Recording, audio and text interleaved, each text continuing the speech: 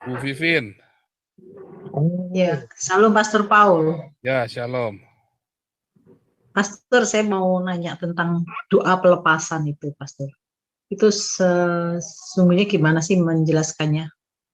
Kan doain orang-orang yang apa itu, yang dibilang katanya misalnya pernah bermain kuasa gelap gitu-gitu. Itu seperti apa, Pastor, penjelasannya, Pastor? Itu aja.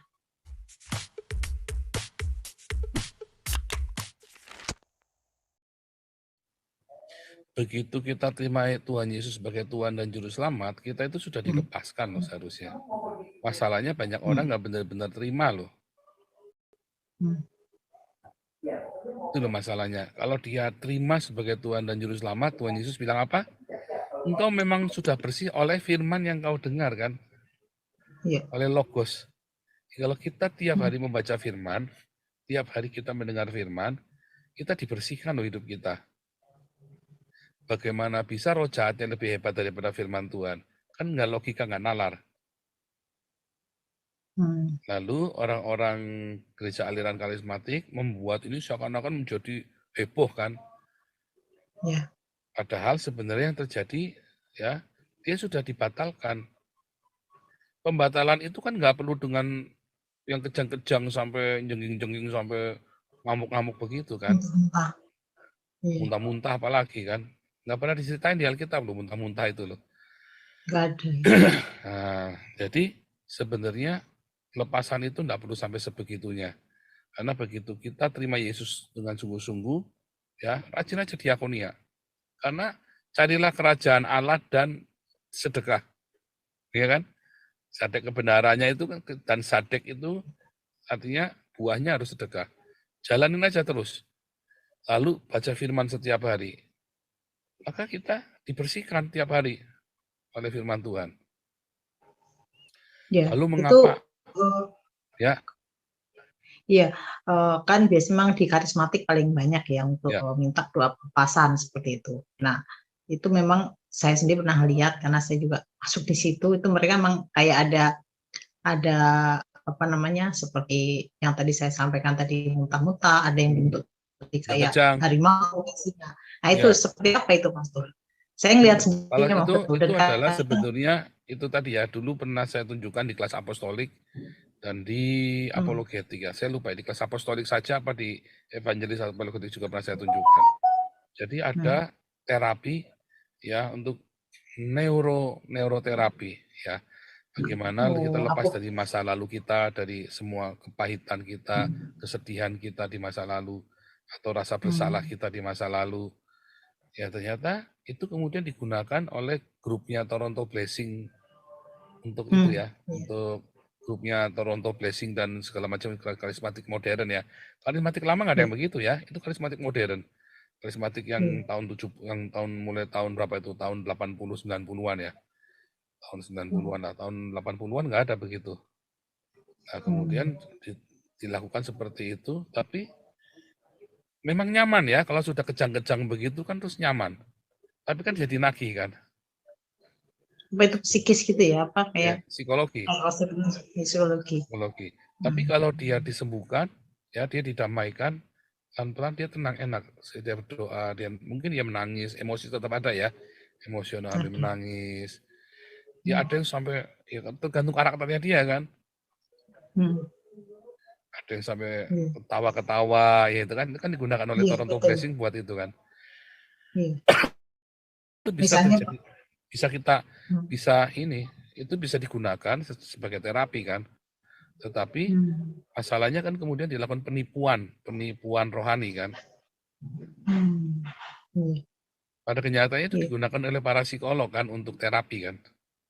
Iya, ada yang kayak motivasi gitu, orang kalau ya, itu bisa teriak-teriak, histeris gitu. Iya, nah itu yang saya nggak setuju. Jadi saya pernah pelepasan begitu ya. Tetapi sebenarnya saya tahu persis apa yang terjadi itu adalah karena saya ada kemarahan dengan masa lalu ya, waktu saya SMA ya. Waktu saya 2014 saya dipulihkan Tuhan, saya nggak pakai kejang-kejang begitu loh. Kamu memang sudah bersih oleh firman. Dan tiba-tiba saya sembuh hati saya loh dari semua kemarahan, dari semua kebencian, dari semua dendam itu sembuh sendiri. Iya. Iya. Oh iya. Ingat-ingat Iya. ya perkataan Tuhan waktu Yesus membasuh kaki murid-muridnya. Kalau gitu kita dimandiin aja Tuhan kita sekalian. Nah, itu Tuhan Yesus bilang apa? Kamu sudah bersih oleh firman yang kuberikan kepadamu. Tapi kaki kita kotor kan?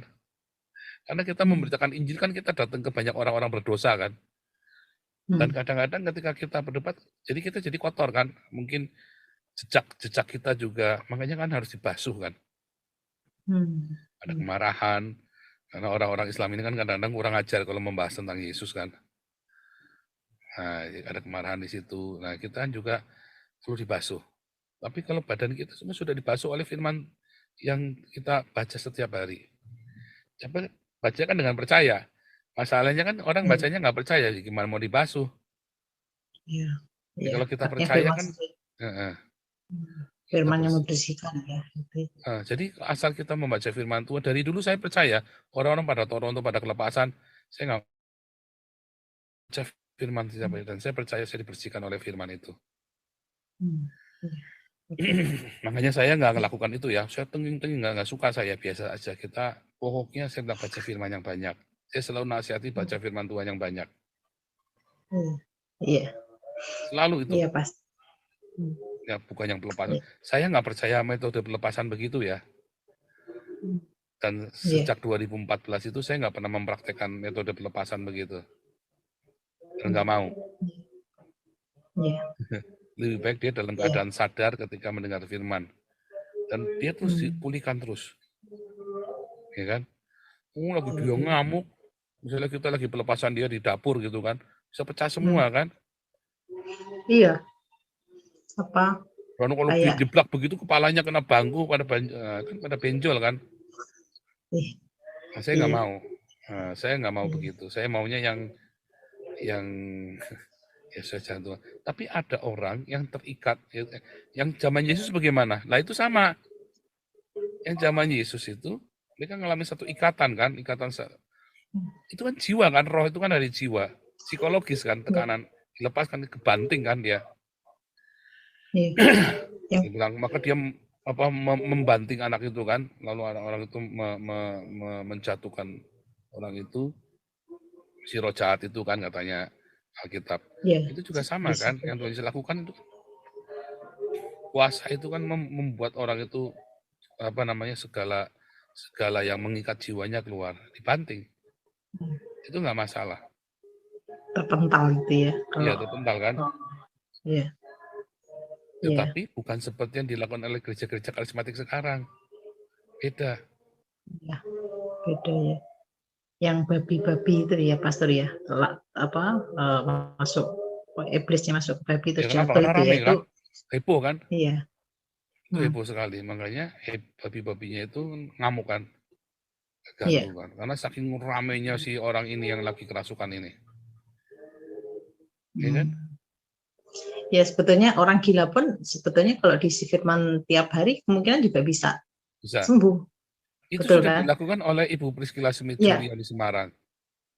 Iya benar. Ya itu ngumpulin orang-orang gila di rumahnya. Iya.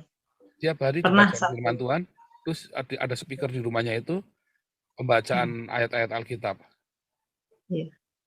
Selalu begitu. Iya, betul. Banyak yang sembuh ya.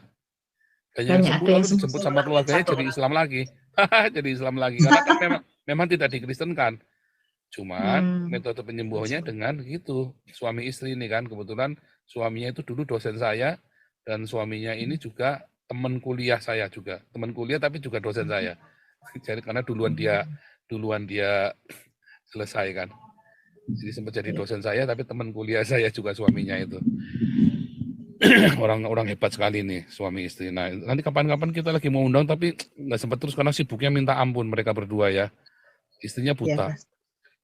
Nah jadi cara metode penyembuhannya gitu, nggak dikerasukan terus wah jenging-jenging, enggak loh, mereka nggak begitu loh caranya loh. Dibacain firman tiap hari. Saya pernah diundang di persekutuan doanya mereka ya. Baca orang-orang sakit begitu, orang-orang sakit jiwa begitu. Ada. Mereka jadi dia malah waktu Ibu Priscilla Smith-Julian ini waktu hamil, pernah diseret sama ibu yang sakit jiwa kan, hamil tua umur 8 bulan diseret karena kumat tiba-tiba yang sakit jiwa ini. Tapi ya tadi heran ya nggak pakai pelepasan yang model jeblak-jeblak begitu yang banting-banting biasa. Tapi ada, karena itu kan tadi ya dalam psikologi pun itu diakui itu ada apa namanya terapi begitu dibanting. Orangnya banting diri gitu ya. Tapi maksudnya roh jahat itu membanting. Nah itu kan maksudnya itu kan karena dia ada mengalami masalah psikologis itu kebanting. Tetapi kan sekarang kemudian dipolakan sama semua orang karismatik, semua kudu kayak gitu. Semua kudu muntah-muntah. Ya kan jadi nggak sehat. Karena tanpa pengertian yang benar. Nah, itu yang saya nggak mau. Tapi bukan berarti itu apa namanya selalu salah, enggak juga. Cuman jangan yang begitu juga, begitu loh. Ya kan? Iya, Pastor. Iya, Pastor. Iya. Iya, makasih.